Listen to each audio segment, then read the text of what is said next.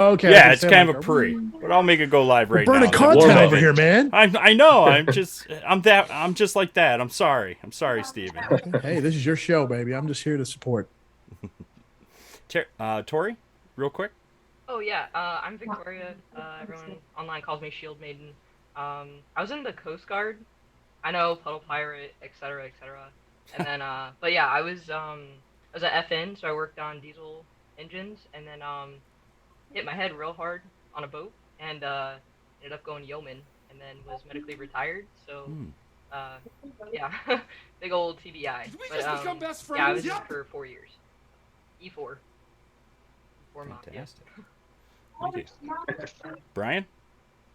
I'm Brian, aka Lazy Panda 7, retired Army full-time streamer, part-time memer, connoisseur of bad jokes, lover of pandas, devourer of jerky, occasional thrower, mental health ambassador for Guardians Mental Health, and Rise Up GG Stream Team admin. I was an E5, it's 14 Juliet, 14 Golf, 79 Romeo. Uh, did it all. Deployed to Iraq in 2010 to 11. Yeah, that's me. It's a 14 series. If you don't Air mind my defense, asking. air defense artillery. There we go. There it is. I'm like, no, 14. That's combat arms, but what? Okay, check. Awesome. Well, thank you very much, everybody, for joining us tonight. Like I said earlier, I don't want to sound like a broken record, but that's going to happen several times tonight, so get used to it. I just wanted everybody to get kind of introduce ourselves to one another. We're going to have a great chat tonight. I'm really looking forward to this.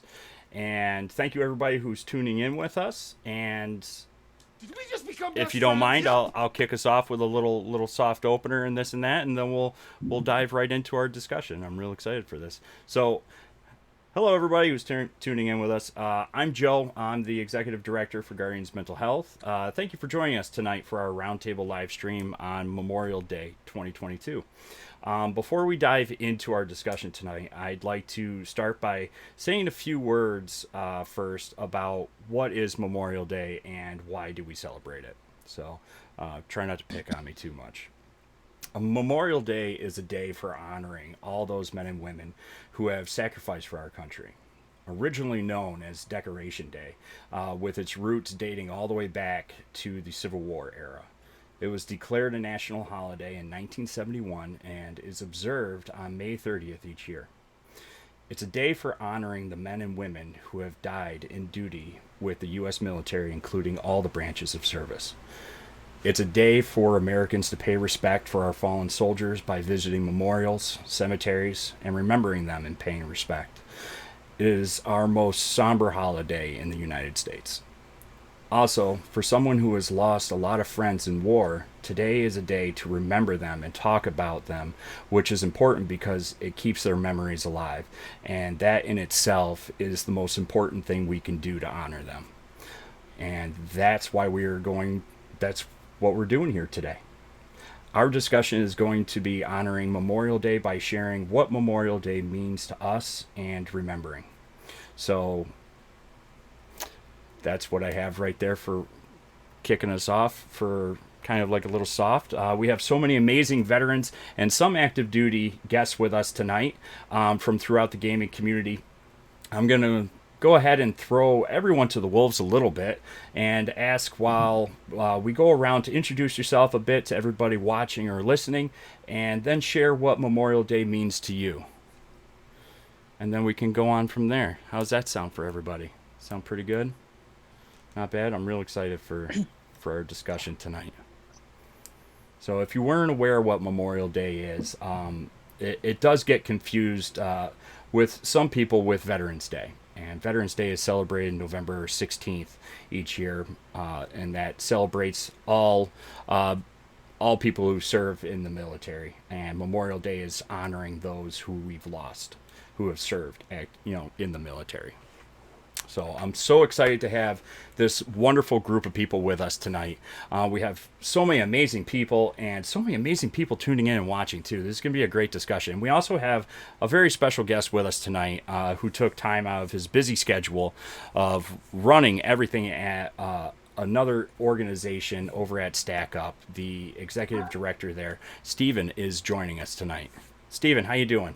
You feel like kicking Sure. us off and maybe sharing a little bit with everybody? No. No? Okay. Yeah, of course. Fair enough. Fair enough. Can't fucking derail you. Like, no, absolutely not. No, yeah, absolutely. Hey, executive director over at Stack Up, Stephen Machuga, aka Shanghai Six on the internet. Going into year 7 with Stack Up here, and we just had our first $1 million year last year, supporting U.S. and allied veterans Amazing. through gaming and geek culture. Started off just sending Xboxes and PlayStation to guys and gals deployed forward, and now we have a 24/7 suicide prevention team online through Discord called Overwatch, and that is I'm particularly proud of that program because it's a little tough to track metrics, but we're really doing some good out there. The people who are writing back in and saying, "Hey, you guys really helped me." It's like it's one thing to get a guy an Xbox. It's another thing to talk somebody off a ledge or, send law enforcement to do a duty to warn on somebody who's getting ready to do something bad. It's a weird thing to be excited about, but yeah, we're helping people out there, and it's a good feeling. So we just opened up our new community center in Los Angeles, Phalanx House, which is also very exciting. If you haven't seen that, I can post that up in Discord. It is a community center where we are bringing out veterans to think of it as an adult tree fort, just cool things that we've got. 5v5 land center, podcasting, streaming studio, pool, jacuzzi, D&D annex, all kinds of silliness. So the idea is we're looking to be the next generation of VFW American Legion Post, That's fantastic. taken in the 21st century. So Is that where There you you do go. the supply drops too, where all of them are built? No, we actually have a warehouse in Florida where our team builds the actual gear going overseas. Thank God. That used to all be, everything used to be me, and now I have. It's weird to be like, I have people that do that for me now. Yeah, it is a blessing because that was all my time and energy, just boxing up stuff, taking it to the post office, getting it sent overseas, talking to folks. Good Yeah. stuff. I enjoyed it, but nice to hand that package off to somebody else. It is. We actually have reached out to some of your team members to help us out with some of the military individuals who have requested mental health kits because I don't know too much about sending things to on base. So I had to have them walk me through some of the shipping and everything, which is fantastic. You got a great team over there, and we appreciate everything you and everybody does at Stack Up. We love seeing you. We love interacting and supporting everything you do. Real quick, what does Memorial Day mean to you? Do you want to share a few things about Memorial Day? I know it's it's a loaded question. Yeah, I'm usually running 100 miles an hour, so I don't think about it. And then Memorial Day comes along, and outside of Stack Up, it's kind of a punch in the face. Like, oh yeah, remember? I lost 3 guys overseas, and from day to day, I unfortunately don't think about them a lot because it's been almost 20 years at this point. But it's very weird to like really just put a stick in the spokes of your day to day and just stop and think and go, oh my God, first off, 20 years ago. Secondly, just, good friends, where would they be right now and their families? And just, it's a tough day. It's a tough day. And, so when someone comes rolling up and wishes you a happy Memorial Day, it's like, you. Yeah. But I get it. Again, civilians, God love them. They're trying. So, Yeah. Well, thank you. Thank you for being here. Thank you for everything you do.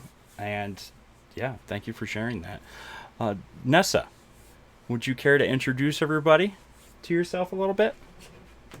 Hi. If you don't know who I am, I'm Olivia9, aka Nessa for short.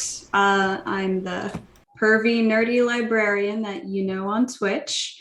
For those of you that don't know, I was in the Air Force. I got out as a senior airman because I got hurt. Oh God. 10 years ago? Yeah, 10 years ago. And my job was aircraft weapons specialist. 2W1 for those of you that know, for those of you that don't. I got to play with really big guns, missiles and bombs. So that was my job. That's amazing. That's a hell of a job. Is it though? Really Is it? big guns. I mean, Big guns. Anything that goes boom. it's fantastic. So, would you like to share a little bit about Memorial Day? I know it's very important to you. It is very important to me, and please, anybody and everybody, feel free to cut me off if I get long-winded. But like this holiday means a lot to me personally because we're coming up on my friend's 12-year anniversary. I'm wearing my Memorial Day shirt. Pedro 66 went down in Afghanistan in 2010. And I was brand new baby face in the Air Force. This is my first duty station. And the first friendly face that I saw was Staff Sergeant David Smith. And everybody loved him. Everybody in the entire world. This is one of those people, and I know each and every one of you have met one of these people that instantly charismatic, happy, funny, great. And he was leaving on a deployment, and it was really hard for me because he was, like I said, the first friendly person I met there. And I was just learning how to be an adult. I was just learning how to be away from home. I was just learning how to be in the military.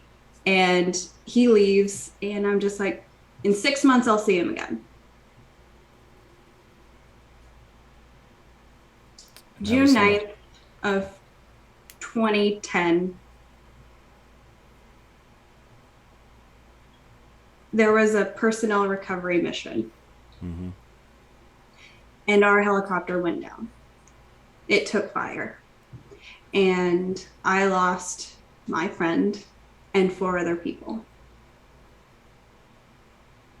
And I'm sorry that this was a really, really long story, but it's always really important to me to share with people what Memorial Day means and why it's important to me. And for the rest of my life, I'm always going to remember my very first memorial service. And anyone here in the military, I'm sure you've been there. You've been to that memorial service where your first sergeant calls off this list of names, and the first 5 or 6 people say, "Here, first sergeant." And then the last few names, there's silence. And for the rest of my life, I'm just going to hear this silence where my friend should have called out his name and saying, "Here, first sergeant." So Memorial Day, every Memorial Day, I remember them. Every June 9th, I remember them. Sometimes throughout the year, I just sit there and think, man, I wish Smitty were here. I wish I knew what he was doing with his family, his wife, his children, whoever he would have it in his life. Best friends. Yep. And it's always very important to me whenever a civilian asks me, what is Memorial Day? It's always important to me to say, it's the day where I remember and I think about what's missing, what could have been. And again, I'm really sorry for a long-winded No, explanation. you're absolutely fine. Don't worry about it at all, Nessa. I mean, it's also Memorial Day is remembering them. I mean, you take time out of everything that's going on to focus on who you've lost, who you've cared about, and remembering them, and that's keeping them alive in all of us. So that's so important to do, and it's heartbreaking, but it's something that really needs to be done. And sharing that is extremely difficult, but it's also sharing their story as well. And I love the shirt. I mean, that's I hope you got a couple of them, because I got a feeling you're going to be wearing them out. Oh, well, this is my last one, and I have got to figure out how to get another one. There's an entire squadron of people that loved these guys. So I'm sure we can come up with something. I'm sure you can too. Thank you so much for sharing that with everybody, Nessa. That was Yeah. absolutely amazing. Thank you. Tara, would you like to go next? Sure. Absolutely. That's going to be hard to follow. Right. Sorry. My name is Tara. I go by Sanuki-san. I've been out of the military since 2013. I was in the Army. When I was in, I served as a military police officer. I think it was Jack Reacher that said it. Everyone that you have to deal with is a trained killer, which always made my job sound cooler than it already was. But most of the time, it was someone that was drunk. I was an E4 when I got out of the military, and as far as what Memorial Day means to me, actually, it's similar to Nessa. I had a friend that I was very close with, and the anniversary of his death was May 6th. I shared something on Twitter about it earlier. So I think everybody has, a story about someone that they held very close to them. A lot of us probably know more than one person that passed away, but there's always that one that you always think about what they would be doing today. If they have kids, if they would have went to college, all those things. But I also think Memorial Day is about reaching out to people that you served with, because, you have to make sure that once people are out, they're doing okay. Because Memorial Day is hard for, I'm sure, everyone here and everyone that's probably watching that served. It's just, sometimes it's a really rough day to get through. And I never drank on Memorial Day, nothing like that, just because I know, more power to you if you do and you don't have a problem with it. But it's one of those days where you have to make sure everyone around you is good and everyone that you served with, and you're carrying on the memory of people that you held close to you, your brothers and sisters that you served with. Absolutely. Absolutely. Did I miss anything? No, I think you nailed it. And you're absolutely right. I mean, checking in. I mean, it's the time of year to remember those who we've lost, but also check in on those who were also impacted by it as well, and to see how they're doing and keep those connections alive. It's something that you can definitely count on to bring people together. Especially those who have served and who have lost in the military. They're actually gonna, I'm sure that can be extremely uplifting to hear from, Matt every May, when it comes around to Memorial Day, and you reach out to one another, busy lives, everybody's got things going on, and you connect at least once a year, and you get to remember serving together, have a few laughs, waking up in a dumpster somewhere, having an MP chase you, being in a tent somewhere, and remembering the friends you've lost and the good times that you've shared together. Keeping that alive is extremely important. Oh. It's actually a good rule too. This is just something I do personally, not just on Memorial Day, but if the thought of someone that you served with crosses your mind, check on them. It's just a thing I do. If just one funny memory of someone that you served with crosses your mind, or you're just thinking to yourself, how is this person doing today? Just send them a text message, anything, because you never know. You really don't. They could be going through some stuff. They could be having the greatest day ever. They could just need somebody to talk to. Just send a message. That's solid advice right there. Solid advice. Thank you for sharing that, Tara. Thank you. Matt Tadagumby, my friend, would you like to go next? Sure will. Absolutely. I'm Matt, aka Tadagumby Online. I am a proud gaming buddy of a handful of these individuals here with the Guardian Mental Health Plan. But I was United States Navy, got out in 2007. I actually signed up shortly after 9/11. That was kind of the catalyst for my enlistment, because I watched, the towers sitting in high school, sitting in class. So that kind of sparked it. I went in, ended up making third class petty officer before I got out. I was a home maintenance technician. Did a lot of plumbing, pipe fitting, sheet metal fabrication, but also firefighting and damage control on board the ships. Spent a majority of my time actually stationed on Camp Pendleton Marine Corps base. working on the hovercrafts, LCACs, and then spent the rest of my time on the USS Ronald Reagan. My Wow. story is a little bit different with the way chain of command doesn't like to pay attention to dates sometimes. I actually never deployed due to having to go back to schooling and stuff like that. But nonetheless, I think Memorial Day still hits in a very similar vibe as with many other vets. You know, living on Marine Corps base, especially being in the Navy, there's not really, those aren't the ones that are normally getting the flags delivered to their homes. But being on Marine Corps base, it was a little bit different vibe, and it was something that I witnessed. You know, on top of now that I've been out for, you know, going on 15 years, the number of individuals that are slowly still dropping off from dealing with PTSD and suicide, which really goes back to what Tara was just saying with the reaching out. You know, when that happens, you get hit with this feeling like, well, maybe that once a year wasn't enough. Maybe I didn't call them enough. You know, maybe there was something I should have done, or more that I could have done. You know, and in reality, it's, yeah, they are text away, but when you get out, everyone's spread all over the country. So you can't go banging on their door as easy as when you were in together. So I guess that kind of sums up my experience, and kind of, yeah, those are the thoughts that go through my mind every Memorial Day, is what could I have done with the individuals, especially the ones we've lost since I got out.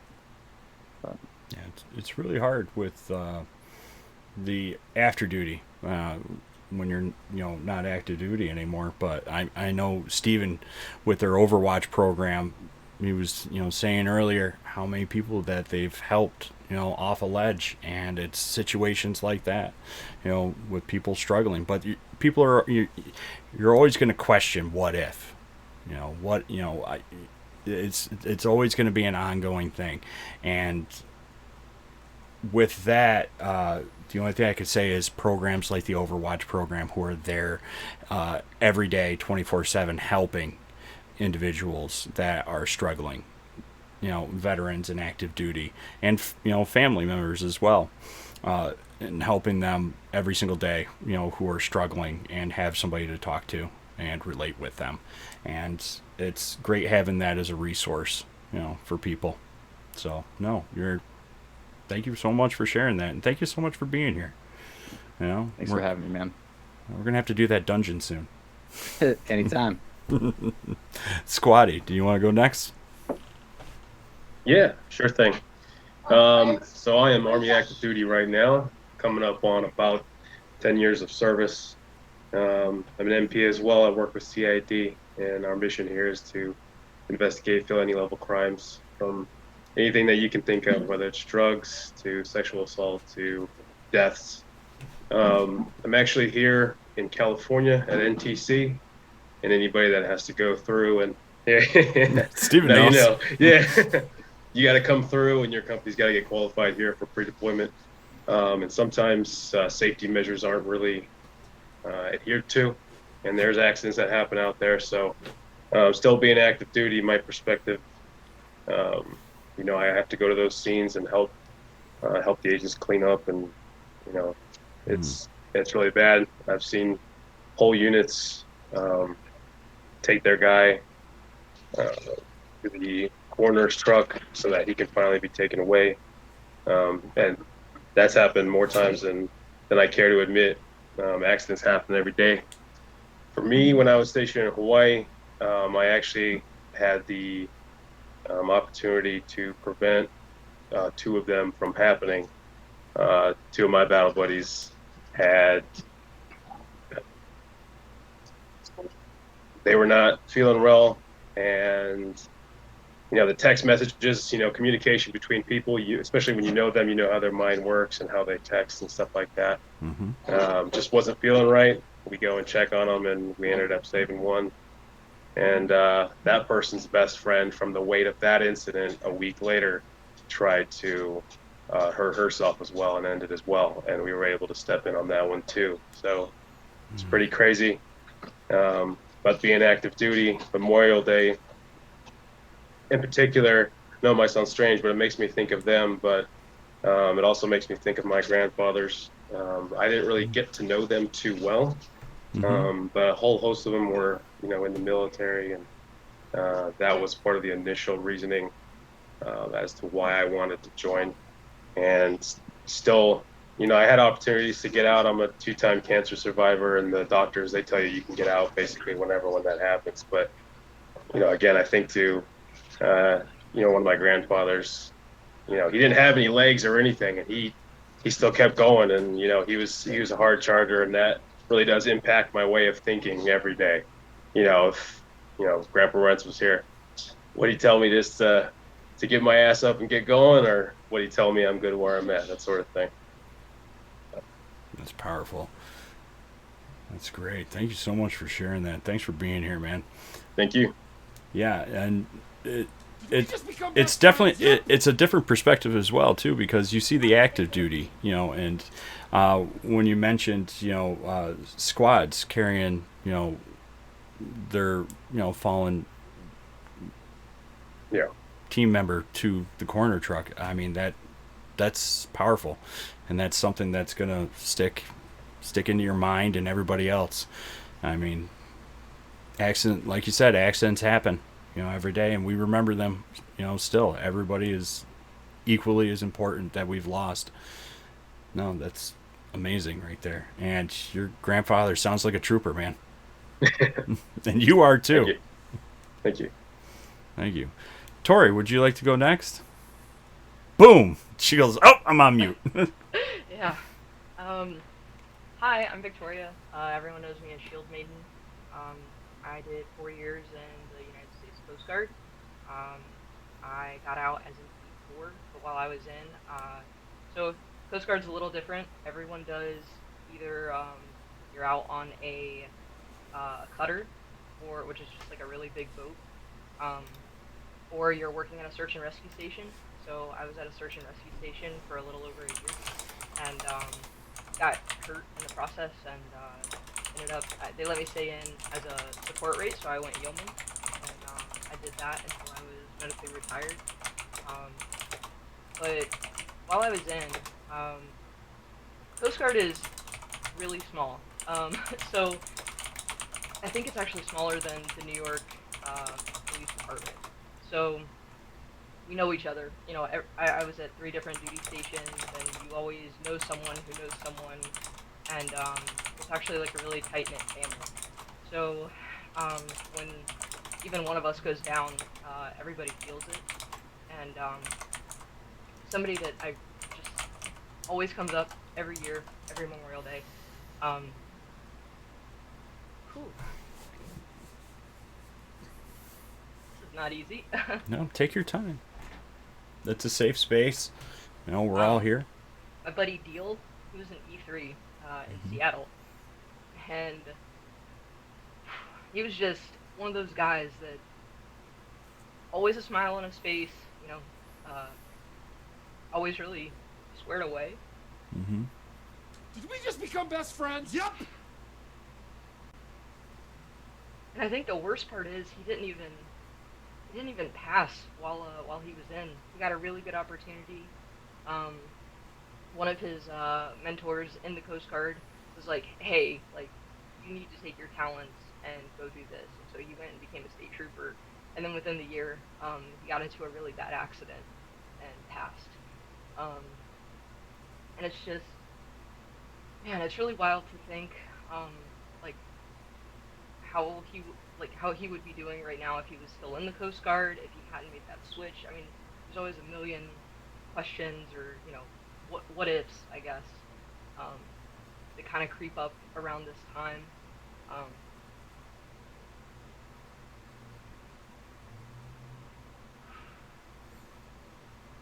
There was also a couple people in some training accidents.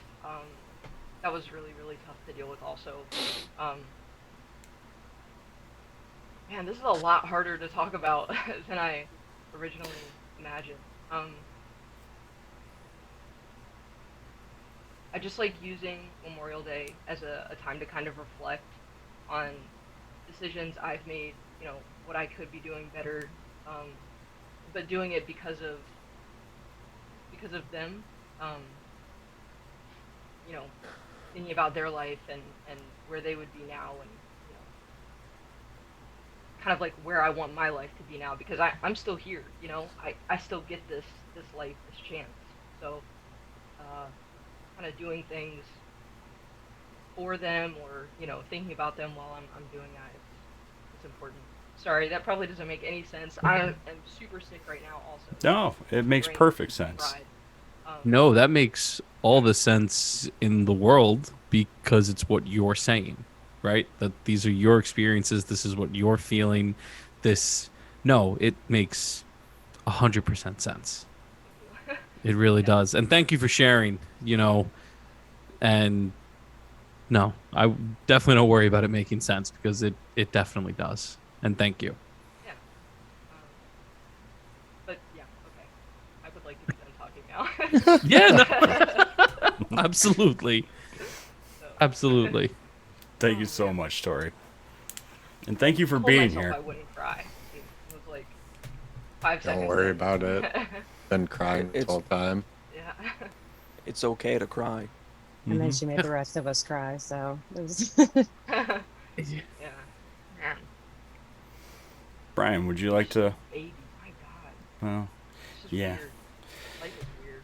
This is hard. it is. It is. And yeah, and the great thing is, You're on mute, Joe. oh, you're on mute. You're on mute, Matt.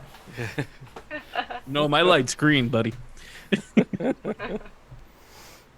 No, it's very powerful, and to look back to, because you get to relive those memories again and everything, and you look back on it and reflecting, and it's going to be powerful. It's going to get to you. It's going to be emotional, and this is a very emotional day for so many people, who are impacted, personally by losing someone that they were close to.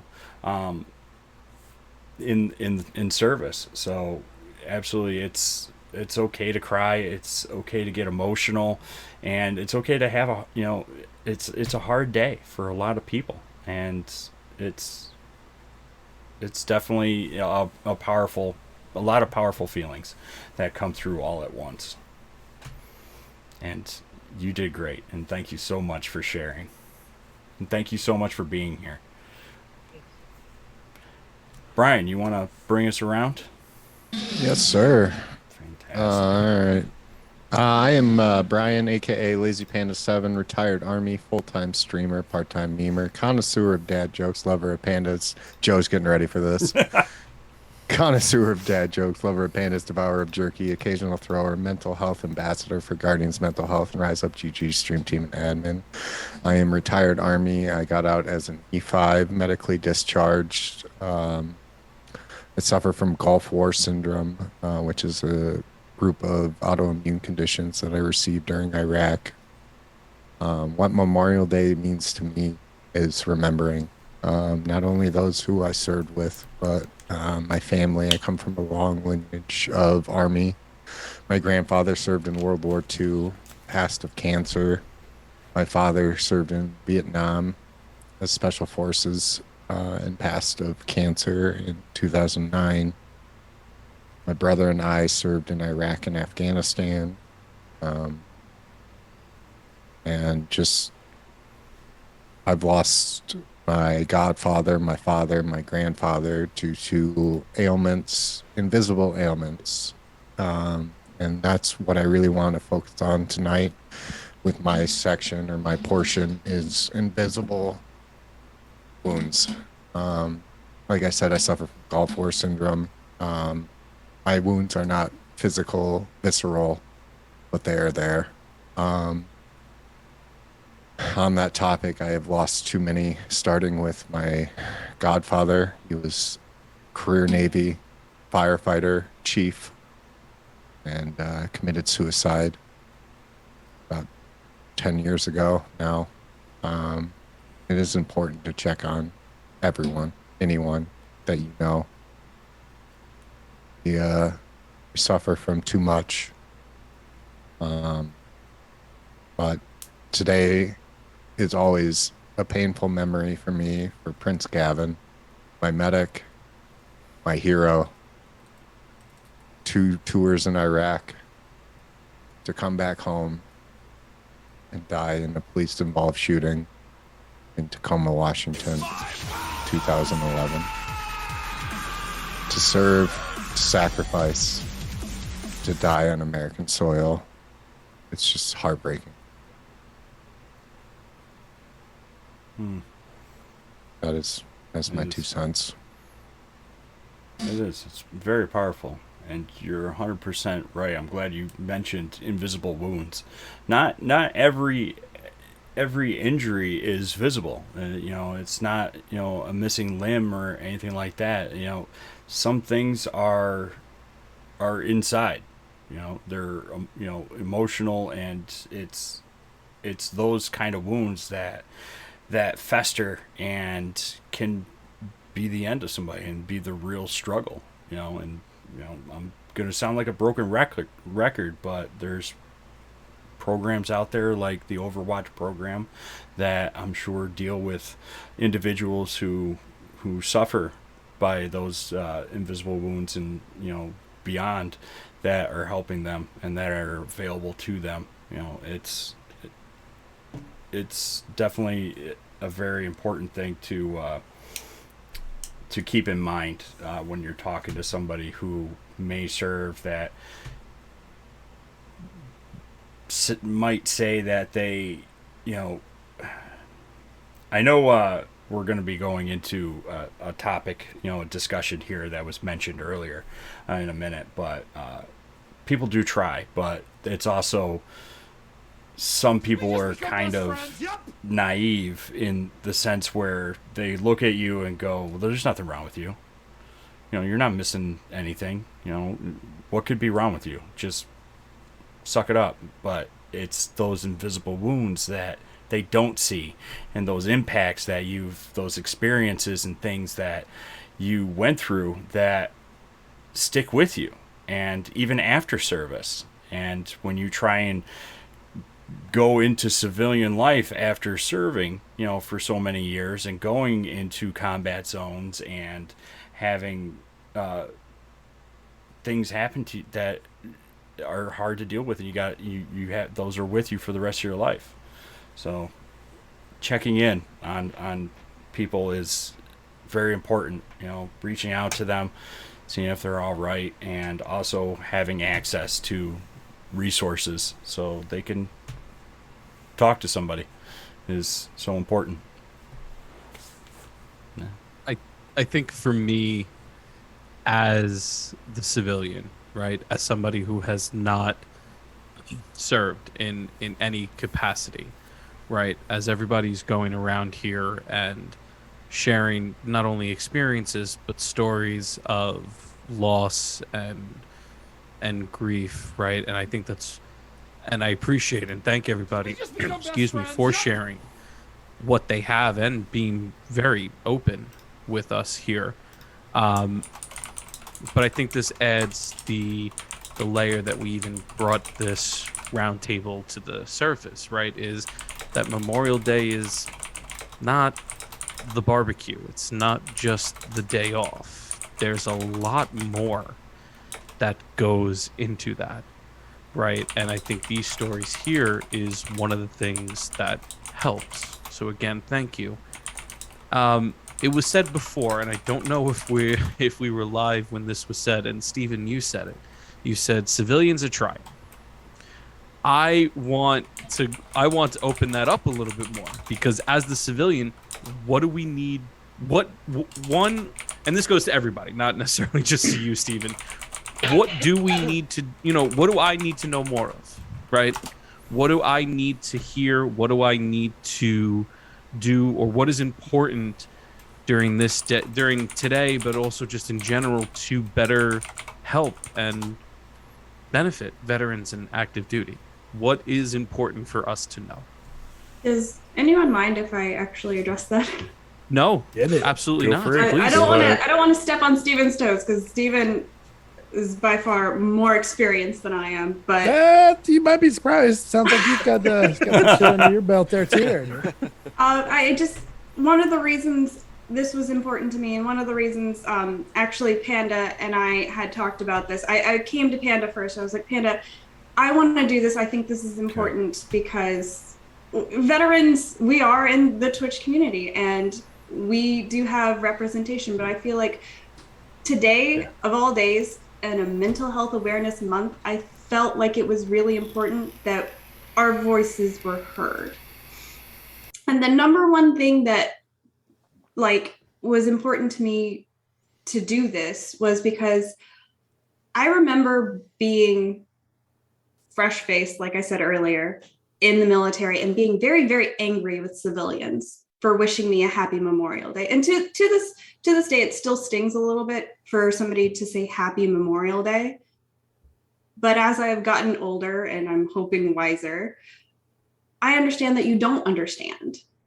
And it's not my place, job, responsibility. It's not my right to be angry with you for not understanding. You didn't go through what I went through. You didn't go through what Tara went through or Matt or any of us. You didn't go through that.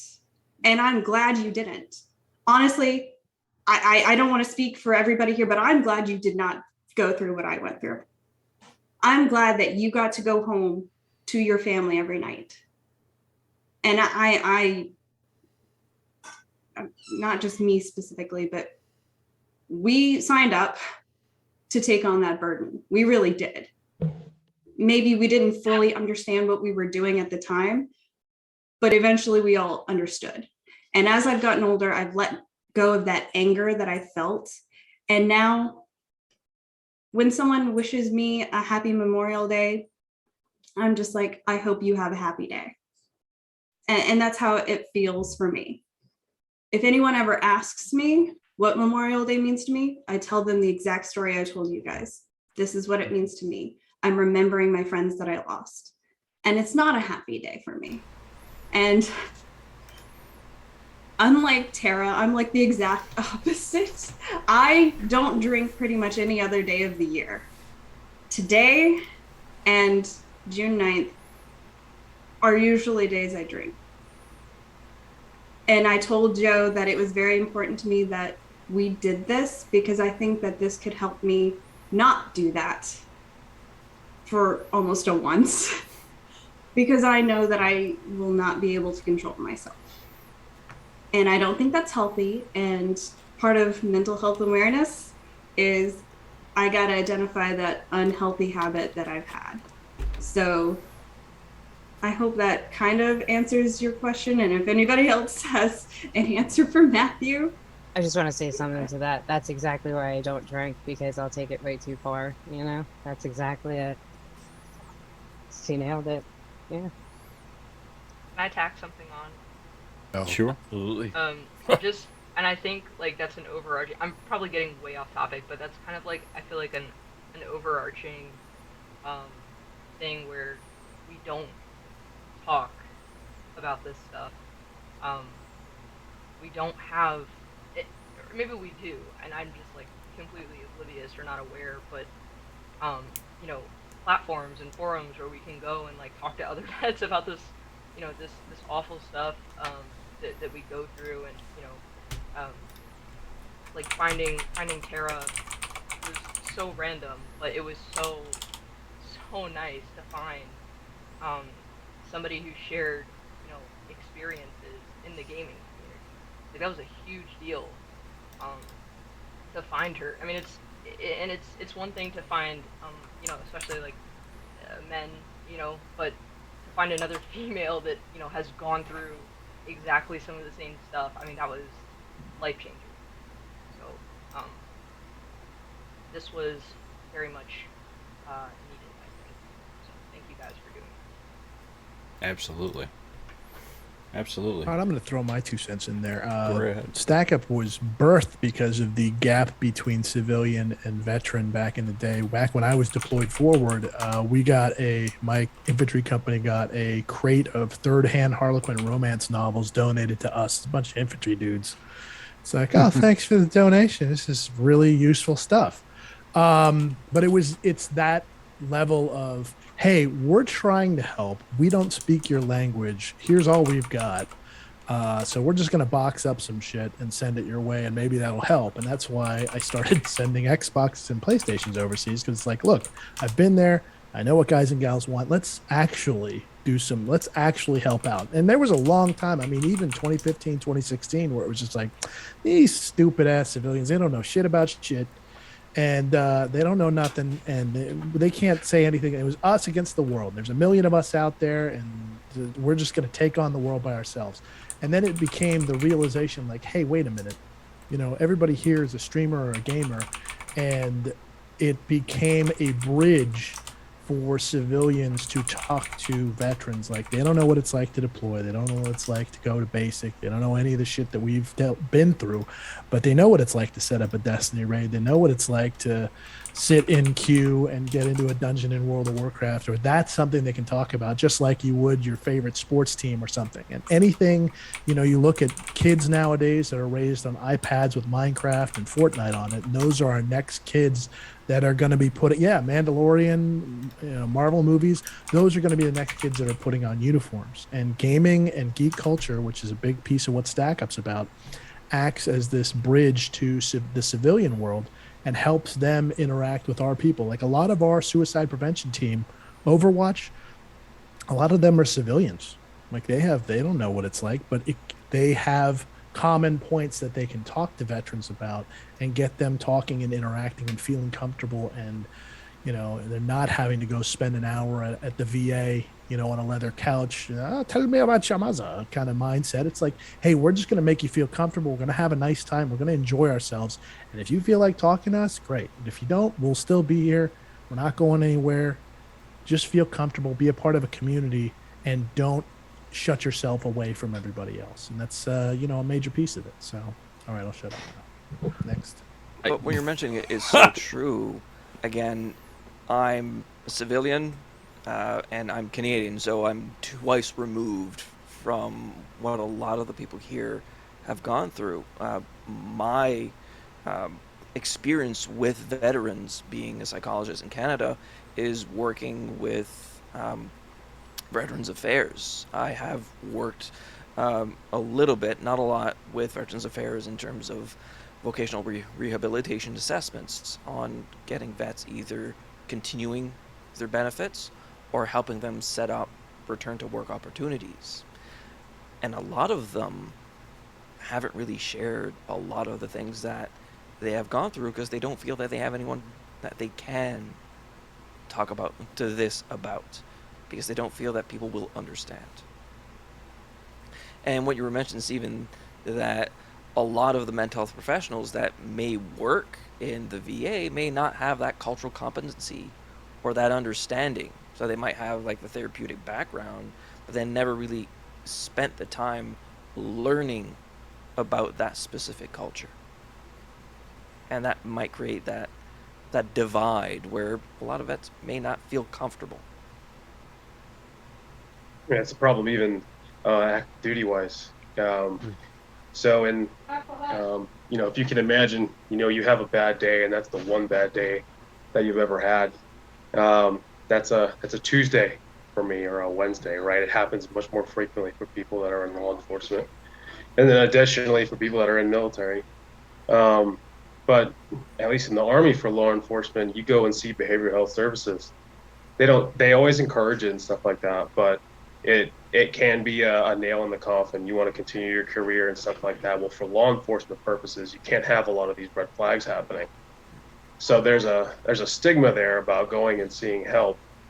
CID specifically has made their own program where we just help our people in-house, and there's civilians that come in and have much more experience than, say, somebody that outside of that organization would go and see. But those people that I've talked to are still civilians that don't really know what it's like to deal with those things day in, day out. I mean, experiences aside and stuff like that, as a civilian that would want to know more, and me being the active duty, if I had to say to my civilian friend how you can help me, If you can imagine being in that moment when you lost someone that was dear to you, whether it be a brother or sister or whatever, because the people that we lose in those moments are just that, a brother or a sister. And helping us can be as simple as sitting there and actively listening and being there for whoever it is. But when you think about it, that's not because we're military. That's because it's another human being. I do that for anybody here. And if I could add, I think it's also important what Steven's doing. I think he mentioned it's the Phalanx House, where they're kind of like making somewhere that veterans our age can gather, because I don't know about anybody else in here, but if you ever walked into the American Legion or anything else, you're the only 30-year-old in the room, and everybody's at the bar drinking scotch, and you're thinking, oh my God, like, what did I do? Like, you feel like you stand out like a sore thumb. You're covered in tattoos, you know, you're the weirdo in the room. As much as you can relate over certain things, it's just, it's a different generation, and you can bond over so much stuff, but you need people your age that, you know, it's important what he's doing. So I got to give props for that. Yeah. And some Gracias. It's funny you mentioned the American Legion, because I went to their national convention. They invited me out to be a part of it, because they kind of get that they're dying out, and they need those post 9/11 veterans. And so I went to the national convention in Phoenix last year, and it was like I was getting attacked by zombies. You could just see the entire room kind of whoa. And I'm 45. It's like I'm no young spring chicken, but I mean, in the room full of like white hairs, and it's like, what are you doing here, young guy? It's like, Whose grandson are you? Yeah, exactly. Who do you know? Oh, did you get it in? Okay, no, not exactly. So that is funny though. So yeah, we're definitely trying to up. We're working with the American Legion right now to kind of try to get them up to speed here, but it's like turning an aircraft carrier. Yeah, you know, it's not going to happen But what in a you're day. doing is so important because of this generational shift. Things have been done a certain way for so long that the newer generations that are coming up may not fit that same mold. They may need things different. Again, being twice removed, being Canadian, and not having served. But what I can say in terms of, as a psychologist, I've been seeing a shift in generations with clients in terms of what they need and in terms of what connects with them. And it's very apparent where some of my older colleagues that haven't kind of taken the time to learn the lingo and learn this new culture of the 18, 20, 30, and 40-year-olds have a hard time connecting because they see problematic behavior when there is none. So they see playing 5 hours of Overwatch or Destiny or Call of Duty as, oh my God, it's problematic. Where for everyone else, I'd rather do that than watch a TV show or a movie. In a dank bar, just like somebody said in chat, drinking Coors Light. Times call Absolutely for right, Dr. Goku. I'm sorry. no. Stephen, where were you, about 12 years ago when I was in Afghanistan? I get that a lot. We're like, hey, I wish you guys had existed when I was in. I'm like, yeah, me too. That's why I started it. It's kind of the idea. So, but yeah, that's we're doing the best I can to catch up with everybody. Obviously, times are changing, and that's kind of why we also, there has to be different approaches. There has to be different ways of things being done. Sometimes the old ways don't always work. Don't get me wrong, they sometimes can, but obviously there does need to be a change. And that's what I'm hearing a little bit here too, is that things need to change as to how we manage and how we assist and help each other really right now. And I hope I'm not bringing up an uncomfortable subject in this, but you guys were talking about how things are changing. Like, if you look at the progress even the military alone has made, like with Don't Ask, Don't Tell and things like that, people are starting to transition and they can be more open about who they are. Because when you're in the military, you don't give a crap if someone wants to transition. You don't care what their sexual orientation is. You don't care what kind of background they came from. When you enlist, you're going to die for the person standing next to you.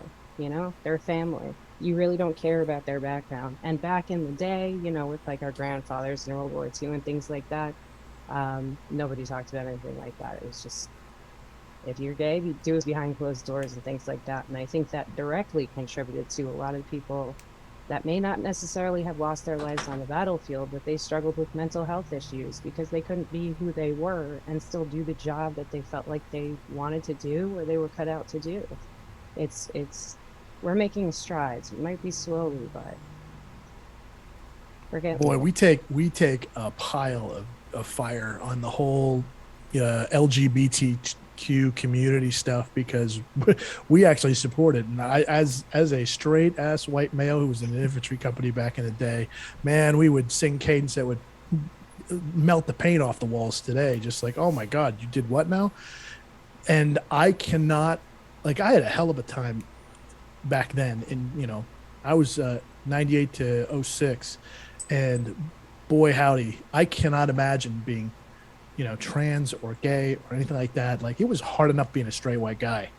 So I can't even imagine the fist fight that would have been back in the, and you look at an infantry, you know, company, you got, you know, 100 some plus people. It's like, okay, yeah, they're absolutely there, but they have to live this double life where you're just and hardcore. And I like women. It's like, all right, we all know, but oh God, that has to be insane. So we take a lot of shit as being one of the only military organizations out there, like military charities. Like, yeah, we welcome, like, Pride Month next month, we're working with gay gaming professionals, and we are happy to, you know, we collect a lot of the ash and trash that most military organizations will not touch, because that's just not what they represent. You know, they old school versus new school pronouns and all that stuff. And then I'm an old ass man at this point, and I still struggle. Like, our social media managers of and I'm constantly getting it wrong, and I'm constantly apologizing to them, but it's the intent behind it. I'm trying to be better. So yeah. And I think that's the main thing. It's trying to be better. And that's the same thing with the civilians. It's like they're trying to help. What's their intent behind what they're doing? They're trying to help. It's literally a dog bringing you a dead squirrel in its mouth, like, see, look what I got you. It's like, thanks. That's so yeah. There you go. All right, I'm gonna And shut that's up again. someone mentioned before, you know, what you should and shouldn't do if you're like a civilian. That, I don't know about anybody else, but that's one of the things that drives me absolutely nuts. Like when you know, sensitive subjects come up, you know, people like to bring up, oh, veterans didn't die for this, when they're trying to, you know, change, you know, the way people are transitioning and things in the military. But in my personal opinion, I can speak for myself, you do what you want to do. That's why we enlisted, for your right to be able to transition. It's so important for you to be who you are. It's so important. And just don't do that, in my personal opinion. Don't say, if you've never served, don't say, you know, they didn't put their life on the line for this, because a lot of us think that's exactly why we did, if that makes any sense. Does. Very much does. Before I even move on, does anybody else want to add anything? Because I think to even maybe open it up a little bit more, I guess, my job as a clinician, right, is to work with the person in front of me. But I don't know everything about, I can't always relate. I can always work with anybody, but then the other side of the coin is I also don't know the experiences. I can't relate to certain things. So, and I guess even that, what are some of the things that, or the resources that are out there, or what is something to you that you look for, or you would suggest that somebody look for, I should say, as veterans and active, as to what and I'm sorry, my mouth is moving so much faster than my brain is trying to work, so I apologize. What do you feel is important if you're going to seek out help, or if you're navigating another veteran or active member to get help? What is important for that person to know across that might be sitting across from you, or that might be leading a group, or that might be doing something. What are you looking for, I should say, or where are you looking for it as well too? I'll take this one, Matt. Sure. So I recently got back into therapy, and it's a trust thing. This is a civilian, but they've also worked with the VA in their grad program. They worked for the Veterans Outreach Program, and basically they were a social worker for the VA. And they're now my therapist. And trust is one thing I absolutely have to have. And being able to tell them something and them being able to rehash it back to me and have advice rather than, yeah, uh-huh. In the civilian world, you get a lot of yeah, uh-huhs from your therapist because they just can't relate. They're like, yeah, that sucks. And you're like, yeah, no kidding. That does suck. What do you have? What's your advice? What's your the input? next step here, please? Yeah, exactly. And so you get stuck with a lot of these VA civilian. And my suggestion, and this goes to every veteran out there, community care. Community care is a program that allows you to seek civilian help for any of your medical conditions, because the VA cannot either give it in a timely fashion, give it in a hourly fashion, as in it's a 2-hour drive from you, or whatever it takes. It will give you the care that you need locally for you. And that is what I'm doing with right now. I have multiple issues. Like I said, I suffer from Gulf War syndrome. I have 4 autoimmune conditions I got from my time in Iraq. And I constantly need care. I constantly need medicine. I gotta jump through hoops to get medicine at this point. I gotta see a civilian doctor who has to prescribe a narcotic to me, that has to send it to the VA. The VA has to approve it and then ship it out. So it takes over a month to get medicine. So if I'm ever out of medicine, I'm screwed. So stuff of that nature. But back on point, what I look for is trust, understanding. Understanding is so important. So having those, big shout out, just massive love to those veterans that go on to take another job, especially in the mental health field, because you have that understanding of the job, but you also have the medical background to help. And that's my 2 cents. I'm talking too much. Not at all. But thank you. Just wanted to throw it out. Yeah. So similar to Panda, I've actually had a couple different therapists recently, and surprisingly, the best ones I have found were actually just full up civilians, not prior service at all. And I had a really bad experience with an active duty therapist. When I was active duty and he was also active duty, he basically called me crazy to my face in a session. And I was like, okay, well, therapy's not for me. And I didn't go back to therapy for, I want to say 10 years. And as Panda can actually tell you, I also had problems with my medication recently. I'm on more than the maximum dose you can have of gabapentin because I'm severely agoraphobic. And the VA messed up my medicine so bad that I was out for almost a month. And withdrawal is not fun. No, it is not. It is not fun. And my 2 civilian therapists that I've had, the biggest attribute that they had that made me almost immediately comfortable was not just that they established this trust and that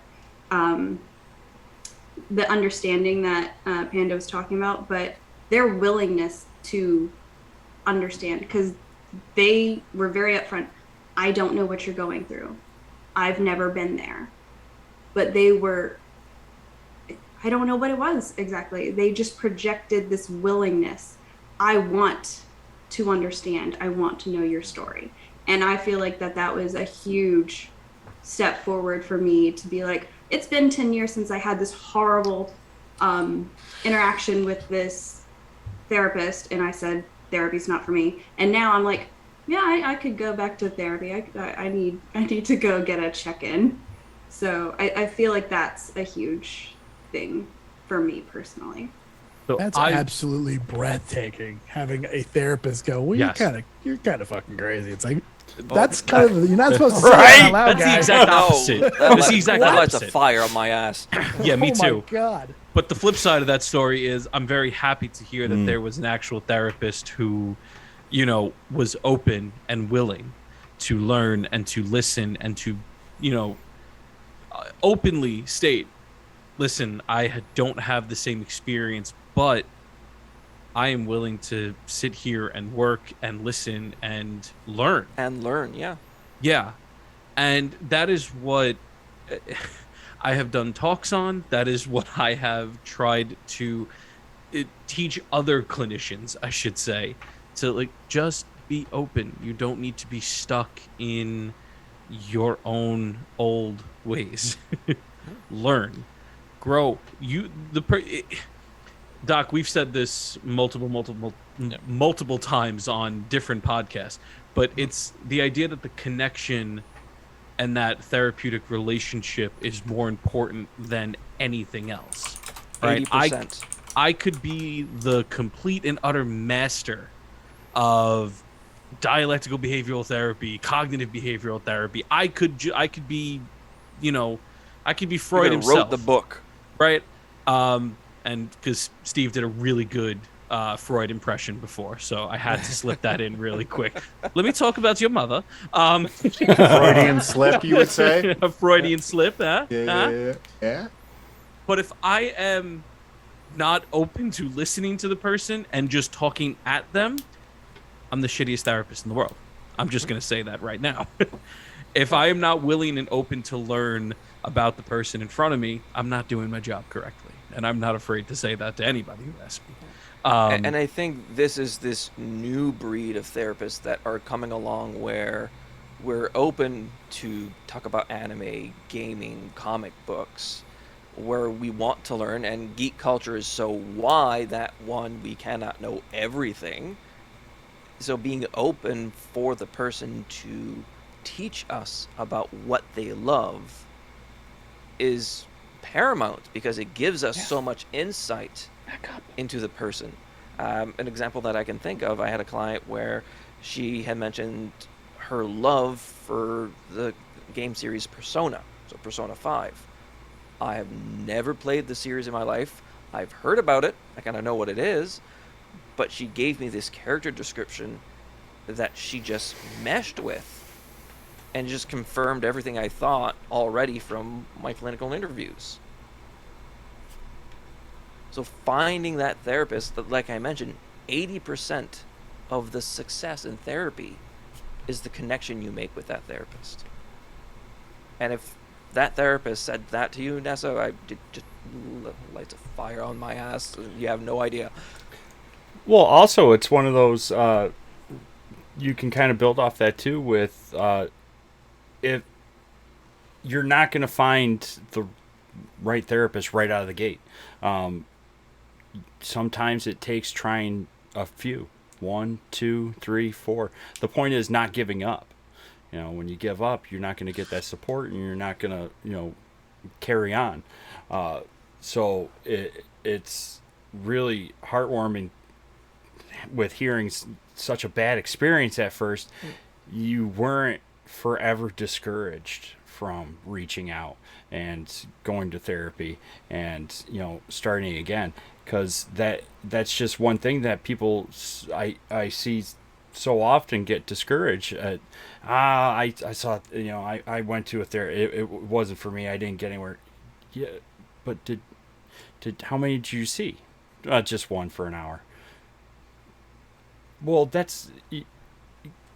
you're not going to mesh with absolutely everybody. Not everybody gets along with each other, but you will find that person who you can build rapport with, where you're talking about Call of Duty's new map or something like that, and all of a sudden I've had that conversation. you relate with them, the new dungeon in Destiny 2 or whatever you're playing, or or you see something on this wall that you notice. It's like, hey, I play Borderlands. You do? Let's talk about that a little bit. Now you build that rapport with that professional right there, and you're building that relationship with one another, and you're starting to move forward, and you feel comfortable with them, and it becomes a safe space that you look forward to visiting. And that's such an important thing, and I love hearing that kind of positive story where at first you met the active duty. I don't even know how that even conversation came up, but with that person had balls to say that, for one, but two, you came away from that and you reached out to another professional. That's awesome. Because that therapeutic relationship is so important and so cherished that it's so different from any other type of helping relationship, whether it be like a lawyer. I don't care if I like the lawyer as long as that lawyer does good in defending me in court. But it's so different when you're looking for a therapist. And again, I could speak to the VA here in Canada. There are not a lot of therapists that are working with the VA, because you have to kind of jump through certain hoops. That the pool of available therapists is small, so you don't have a lot of choices. I just want to point out, Joe, you're giving me way too much credit on me not being discouraged, because I literally said I'm not going to therapy again. And then I had a PTSD episode that got me in legal trouble, and I got court mandated to go back to therapy. So... But you did but go it back. was good. But you went back. I didn't want to go to jail. So I can say another story. Sorry, I had to spin it. When I was doing a rotation at a federal prison here in Canada, a lot of the things that some of the inmates were telling me, that being caught for this crime is probably the best thing that ever happened to me, because I finally got the help that I needed. Yeah, sometimes that's what it takes. And if I may, just to circle back to why we're actually here today is for Memorial Day reasons. If I did not go back to therapy, I am 100% sure that I would not be here today. So we love you. Mm-hmm. Thank you. And I love you all. I love even the people that I just met today. You guys are amazing. And I am so glad that I got to hear your stories. And I think it's very important that we do remember those that we've lost.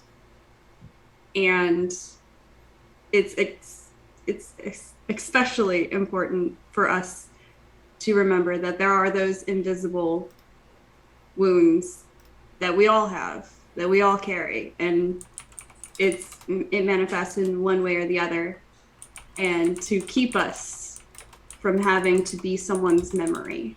I feel like it's really important that we did this today. So thank you guys. I really just wanted to say that.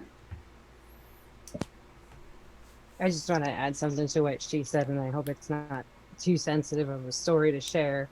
But like you guys were talking about before, that's exactly why it's important to keep, trying out different therapists, swipe right or whatever the thing is on, because I said it's like dating. But back in the day when I first got out, I had a therapist that was this old Russian lady, and she was the most monotonous person I'd ever seen in my life. She was terrible. And she was the only one I went to, and I was like, that's it. I can't be helped. I'm just too broken. I tried to take my own life, and somehow I got through it. I remember seeing everything that was going on, but I couldn't move at all. I remember them putting an IV in the side of my neck and everything else. Keep trying. Do not give up on yourself. Find someone that you mesh with. Talk to somebody. Reach out. There's so many resources now that are available to veterans our age, like Stevens. Even Guardians Mental Health has that. A full page of resources, no matter whether you're a veteran, whatever your orientation is. There's entire pages that they compiled for you to reach out and get help from somebody. Don't give up on yourself. Do not give up on yourself.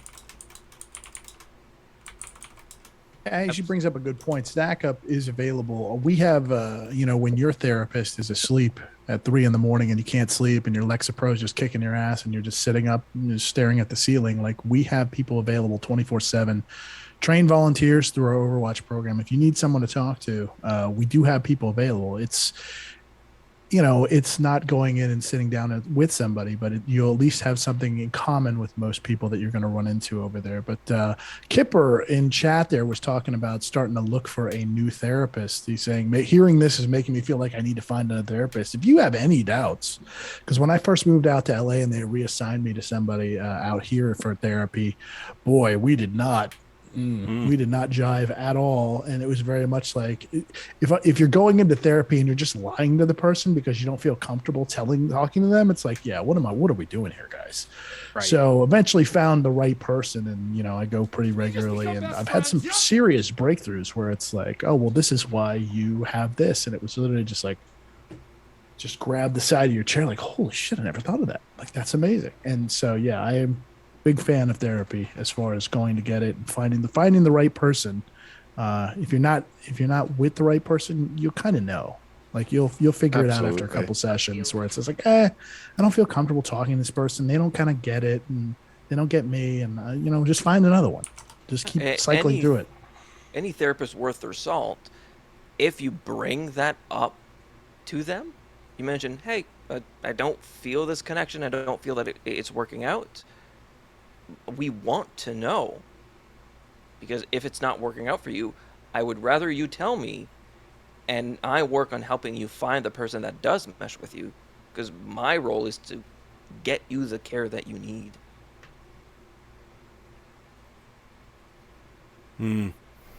Yeah. Tori, you had a topic that you wanted to bring up. I did, and I can't remember exactly. This was like at least 10 minutes ago. I don't remember the specific point. Apologies. No. This is all good. So therapy is awesome, and I recommend it to people, obviously vets, active duty, even civilians. Like therapy is solid when you have the right person. But I think something that is also very important, the people that surround you in your day-to-day life, even if they don't understand everything that you went through, even if they don't have those experiences, they can't relate, knowing how to get you through your symptoms. If you're having a flashback or anything happens, like having those people that can get you out of that and calm you down and ground you, that is so important.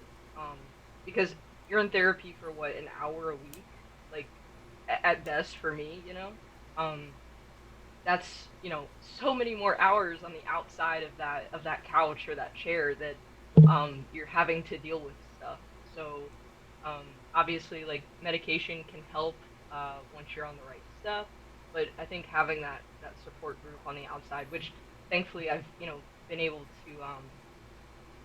to get, like, just through friends IRL, but also vets in the gaming community, and even people who aren't vets who game, but they get that I've gone through stuff, period. And they ask the questions like, hey, what happens when you have a flashback, or how can we help get you to a better, like, state of mind when you're going through that stuff.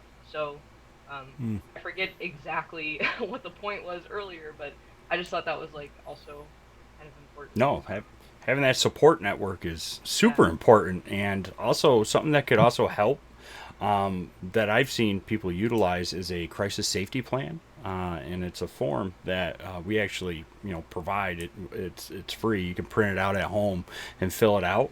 That makes it a lot easier to fill out and hand to those in your closest support network that have some things that help, are known to help you get grounded and help you through a crisis, and maybe contact numbers as well for those who can help you even further as well. Your therapist number, somebody very close to you, and this and that. It's something that's very, very useful and can be utilized by anybody. And you're absolutely right. Community and that's, having a strong support network, so important.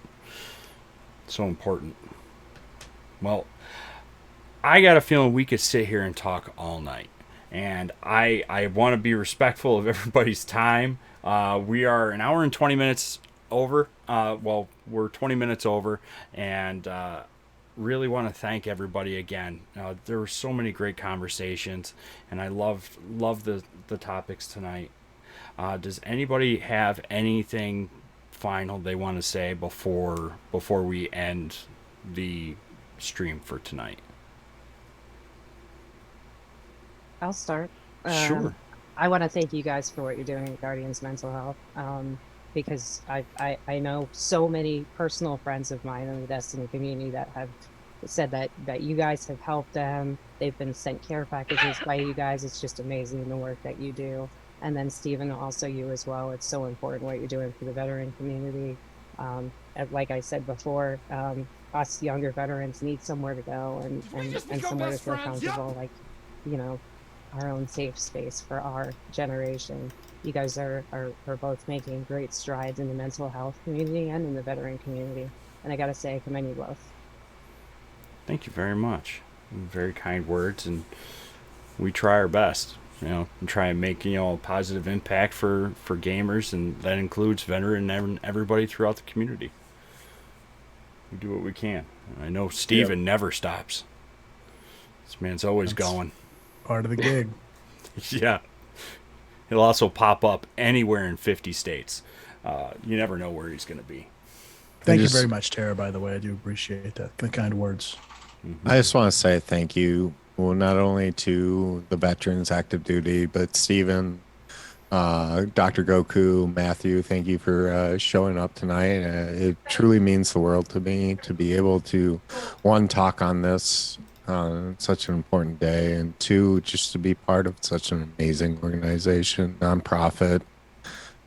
Joe, like every Monday that we get to hang out, it means the world to me.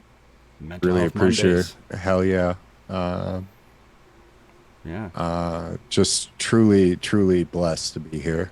So thank you everyone for showing up tonight. It truly means the world to me. To be able to speak my mind, these other veterans to speak their mind. Our active duty squatty.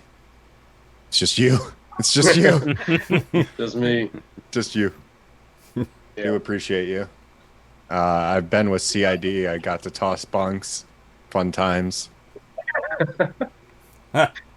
Good times. Good times. Times. Yeah, hey, Joe, thanks for you mentioned that you ran the Twitter account on the Guardians team and everything like that. I appreciate Jay embarrassing me online, but hey, I got to meet you guys through that, so I appreciate Jay, but more so thank you to the Guardians team here, and somebody I mean, I don't especially being active duty, I get sick or I get beat up or whatever. I tell my wife all the time, I can live in a box and get my job done.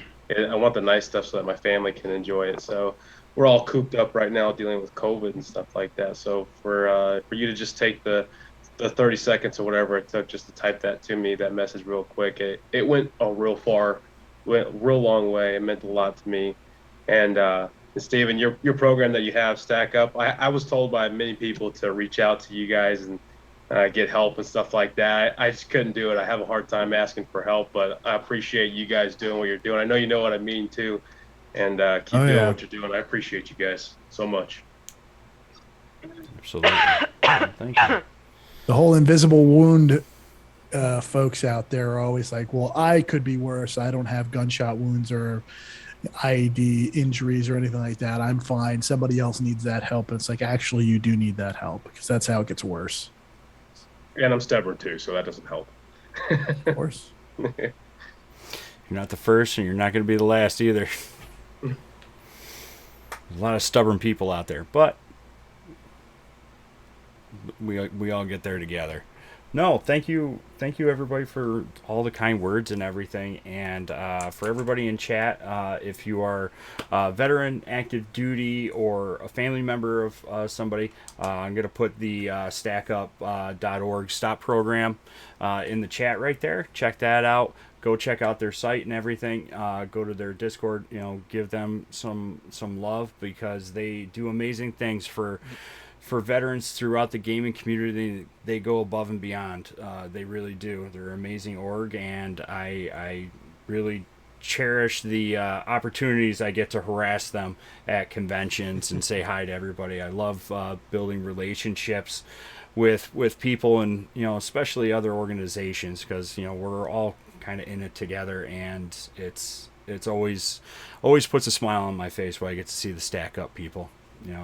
It's a wonderful crew over there, and I appreciate everything you all do, and I appreciate everybody here chatting tonight. This was such an impactful discussion and talk, and thank you absolutely everybody for sharing so many amazing things, and that's why we're here for Memorial Day, remembering and remembering those we've lost. Actually, just real quick, I lost a friend of mine, Army Sergeant First Class Jimmy C. Grew. He served right out of high school. Lost him last week to a motorcycle accident. That was very sad. Funeral was just a couple days ago, last Friday. So he's going to be missed, and thank you absolutely everybody for tuning in tonight, hanging out with us, chatting, sharing as well in the chats, and I look forward to seeing everybody in the near future. Thank you again for taking the time, everybody, and don't be strangers. I would love to do something like this again, maybe later this year. Appreciate Absolutely. it. All right. I would love that, Yep. Joe. Totally down. Thanks for the invite, Joe. Appreciate it. Absolutely, and thanks for taking the time. I felt almost terrible when I was talking to who was it? Paisley? No. Perky Daisy. Yeah. Daisy. One of our IR team members. She told me, she goes, Steven's free. And I go, are you sure? Are you sure he's free? He's shockingly available. He's shockingly available. I well, thought this is wonderful. the season for our fundraisers right now. Right. So they're all out just recruiting and streaming and all that stuff. And yes, now it's just time for me to sit back and be available for things like this. So yeah. Well, we appreciate you so much for taking the time and coming out and sharing as well and joining in this conversation. It means a lot to us, and keep on making a difference. Need anything from us, feel free to reach out anytime. Absolutely. And thank you again, Joe. Yep. All right, everybody. Have a wonderful night. Take care of yourselves. And remember those for Memorial Day. Thank you very much. All right.